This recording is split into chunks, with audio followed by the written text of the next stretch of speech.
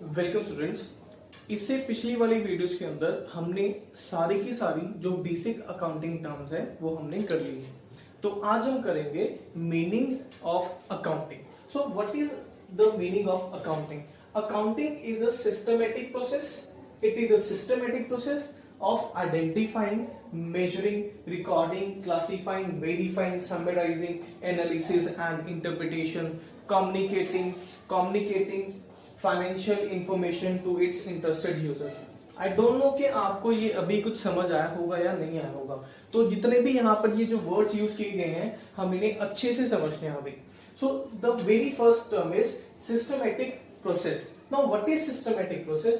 Systematic process is a series of actions. Systematic process is a series of actions that you take to achieve a result. Means series of action का मतलब क्या हुआ? आप step by step चलोगे। Step by step का मतलब क्या होगा? जैसे हम चाय बनाते हैं, चाय बनाने के लिए हम क्या करते हैं? पतीला रखेंगे, उसके अंदर पानी डालेंगे, दूध डालेंगे, चीनी, पत्ती, ये सब कुछ करेंगे।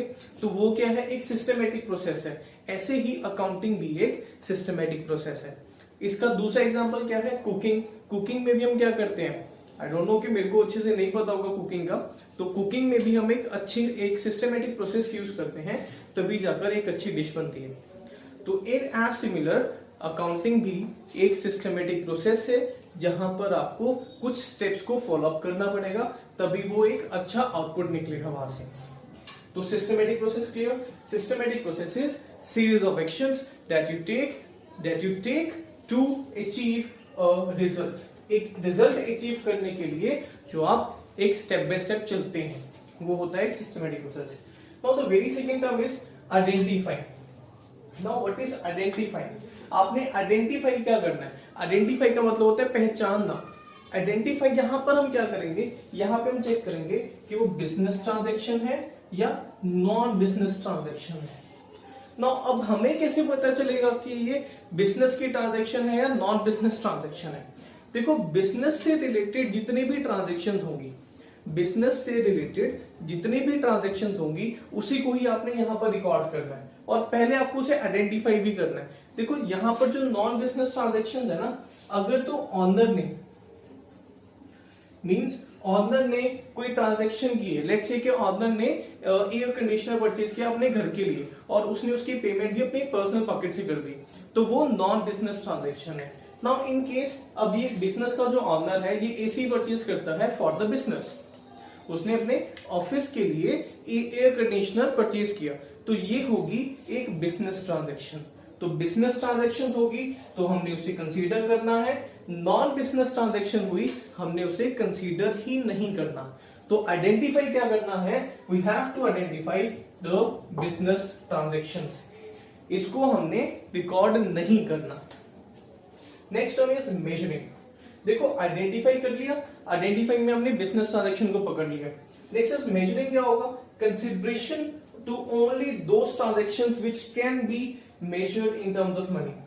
तो यहां पर मेजरिंग में आपने क्या करना है? आपने ट्रांजैक्शंस को देखना है, क्या आप उसे पैसे में मेजर कर सकते हो।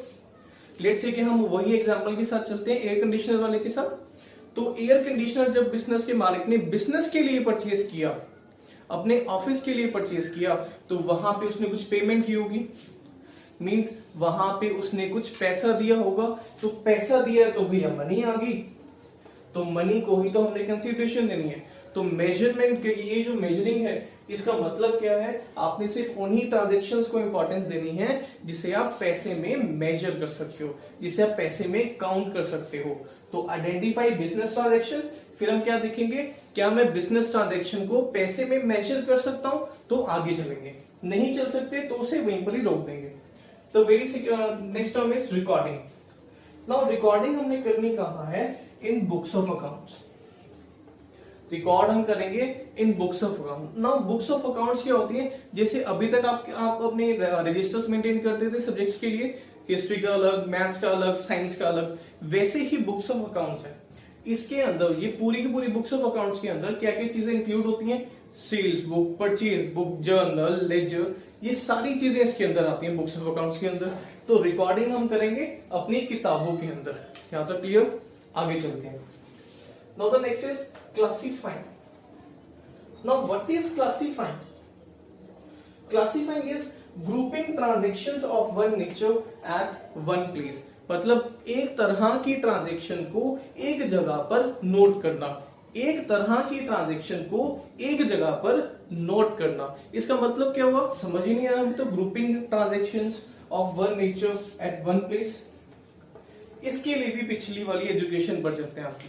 देखो 10th तक आप क्या करते थे, जो साइंस का वर्क है वो साइंस के रजिस्टर के अंदर करते थे, मैथ्स का वर्क मैथ्स के रजिस्टर के अंदर करते थे। ऐसे ही यहाँ पर कुछ बुक्स होंगी, उन बुक्स का नाम क्या होगा, परचेज बुक। तो परचेज से रिलेटेड जितनी भी ट्रांजैक्शन होगी आपने उसे वहीं पर रिकॉर्ड करना है। सेल्स बुक होगी तो सेल से रिलेटेड जितनी भी ट्रांजैक्शन होंगी आपने उसे सेल बुक के अंदर रिकॉर्ड करना है। तो यहाँ पे इसका मतलब क्या था, grouping transactions of one nature eight one place, मतलब क्लियर हुआ, एक तरह की ट्रांजैक्शन को एक जगह पर रिकॉर्ड करना। क्लासिफाइंग का मतलब क्लियर हुआ। आगे चलते हैं। Next is verifying. Now what is verifying? Verifying means proving the truth. अब बिजनेस के अंदर हम सच्चाई क्यों प्रूव करें? देखो बिजनेस के अंदर आपको प्रूफ क्या करना पड़ेगा कि ये जो एसेट्स हैं, एसेट्स हमने पढ़े थे बेसिक टर्म्स के अंदर कि एसेट्स हमने जो परचेज किए हैं या कोई लायबिलिटी इंकर की है वो बिजनेस ने ही की है। ये चीज प्रूफ किससे करोगे? It will be proof with the help of bills. देखो जब भी आप कोई सामान परचेज करते हो तो उसका बिल मिलता है, तो आप यहां पर बिल दिखाओगे, मींस उसका एक प्रूफ दिखाओगे कि एक ट्रांजैक्शन आपने की है, तो उसके प्रूफ के साथ ही ये वेरीफाइंग हो जाएगा। Verifying means proving the truth, जो कैसे करोगे? With the help of vouchers, bills. Next term is summarising. Now what is summarising? Summarising is presentation of classified data. देखो यहां पे हमने क्लासिफिकेशन कर ली, मींस हर एक ट्रांजैक्शन का मींस एक तरह की ट्रांजैक्शन को एक जगह पर रिकॉर्ड कर दिया। तो समराइजिंग क्या होगी? Presentation of classified data in an understandable and useful manner, in an understandable and useful manner. अब इसका मतलब क्या हुआ? हम अंडरस्टैंडेबल मैनर क्या होगा और यूजफुल मैनर क्या होगा ये समझते हैं। फिर से वही एग्जांपल, 10th तक की स्टडीज, आपका जो फाइनल आउटपुट होता था रजिस्टर्स बनाने का आउटपुट क्या होगा? आपकी मार्कशीट। मार्कशीट क्या है? वो आपकी एक समरी स्टेटमेंट है कि आपने पूरे साल के अंदर क्या क्या काम किया, कितने फोकस आपने कौन से सब्जेक्ट के ऊपर दिया। तो मार्कशीट क्या प्रूफ करती है? Marksheet is a summary, marksheet is a summary. तो ऐसे ही यहां पर हम समरी बनाएंगे कि उस समरी स्टेटमेंट को हम बोलेंगे बैलेंस शीट, जिसके अंदर हम क्या दिखाते हैं? अकाउंटिंग टर्म्स में पढ़ा था अभी पिछली वीडियोस में। तो बैलेंस शीट क्या शो करती है? हमारे पास प्रॉपर्टीज कितनी है, हमारे पास लायबिलिटीज, हमने कितनों के पैसे कितने देने हैं, एसेट्स कितने हैं। क्लियर? तो ऐसे ही समराइजिंग हम क्या करेंगे, जो हमारा क्लासिफाइड डाटा है उसको हम एक अच्छे मैनर में, एक अंडरस्टैंडेबल मैनर में हम रिप्रेजेंट करेंगे यूजर्स को। नाउ यूजर्स कौन होंगे जो हम आगे बात कर लेते हैं, फर्दर वीडियोस में वो आ जाएगा, पर अभी भी कर ही लेते हैं। यूजर दो तरह के होते हैं, इंटरनल और एक्सटर्नल। इंटरनल यूजर्स वो होते हैं जो आपकी फर्म के अंदर के हैं, एग्जाम्पल ऑनर, एम्प्लॉइज वगैरह, ये सारे के सारे क्या है? इंटरनल यूजर्स हैं। इन्हें इंफॉर्मेशन क्यों चाहिए होती है ये भी बात कर लेते हैं। ऑनर ने क्या करना होता है?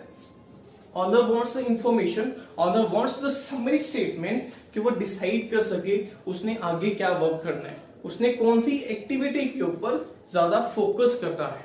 इसलिए next term is analysis and interpretation, A&I, analysis and interpretation. It helps users in making meaningful judgement. देखो अब एनालाइज कैसे करोगे?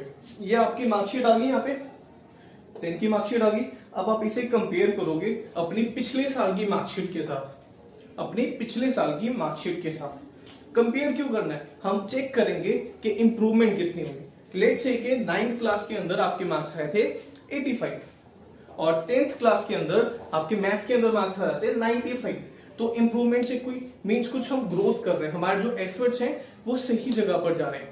ऐसे ही हम अपनी बैलेंस शीट को, जो हमारी समरी स्टेटमेंट है, इसको हम कंपेयर करेंगे अपनी पिछली साल की समरी स्टेटमेंट के साथ। उससे हमें क्या पता चलेगा कि हमारे लूप होल्स क्या हैं, हमारी स्ट्रेंथ्स क्या हैं। Clear? Next is communicating. Now communicating क्या होता है? Information must be provided in time and presented to the users. देखो अब आपने ये सारी की सारी समरी बना ली, एनालाइज भी कर लिया, इंटरप्रेट भी कर लिया। अब आपने ये एक समरी स्टेटमेंट बनेगी लास्ट में जो हमने यहाँ पर बनाई है, इसको हम देंगे किसको? यूजर्स के साथ, यूजर्स को देंगे। तो यूजर्स कौन से थे? वही इंटरनल और एक्सटर्नल। इंटरनल यूजर्स कौन से? जो फर्म के अंदर की है, और एक्सटर्नल यूजर्स जो आउटसाइडर्स है फर्म के। यहां तक क्लियर? क्यों देनी है देखो दोबारा कर लेते हैं। It is a systematic process of identifying, measuring. Systematic process है मींस स्टेप बाय स्टेप चलोगे, और आइडेंटिफाई का मतलब बिजनेस ट्रांजैक्शन होगी तो आगे चलेंगे। मेजरिंग का मतलब पैसे में अगर हमने मेजर कर लिया इन टर्म्स ऑफ मनी तो हम आगे चलेंगे। रिकॉर्डिंग का मींस, रिकॉर्डिंग का मतलब क्या था? रिकॉर्ड हम कहां करेंगे? In books of accounts. Books of account में रिकॉर्ड करकर फिर हम आगे चलेंगे और रिकॉर्ड कर लिया। देन फिर क्लासिफाइंग। क्लासिफाइंग का मतलब क्या था? Grouping transactions of one nature eight one place. एक तरह की ट्रांजैक्शन को एक जगह पर रिकॉर्ड करना। रिकॉर्ड करने के बाद आप वेरीफाई करोगे कि ट्रूथ प्रूफ करोगे कि आपने ये ट्रांजैक्शन की है बिजनेस ने। नाउ वेरीफाई करने के बाद आप उसकी समरी बनाओगे। समरी का मतलब क्या हुआ? एक अच्छी इंफॉर्मेशन, एक पेज के ऊपर पूरे साल की इंफॉर्मेशन आप शो करोगे। Next is analysis and interpretation. अब ये जो समरी आपने बनाई है इसको आप कंपेयर करोगे अपने पिछले सालों की स्टेटमेंट के साथ। ये सब कुछ करने के बाद आप कम्युनिकेट कर दोगे ये इंफॉर्मेशन किसको? अपने यूजर्स को। क्यों कम्युनिकेट करोगे? ताकि वो डिसीजंस ले सकें, ताकि वो डिसीजंस ले सकें और अच्छे से इंप्लीमेंट कर सकें पॉलिसीज को। तो आई होप कि मीनिंग ऑफ अकाउंटिंग आपको क्लियर हुआ होगा इस वीडियो से। Thank you for watching the video and please like the videos and subscribe our YouTube channel. Thank you.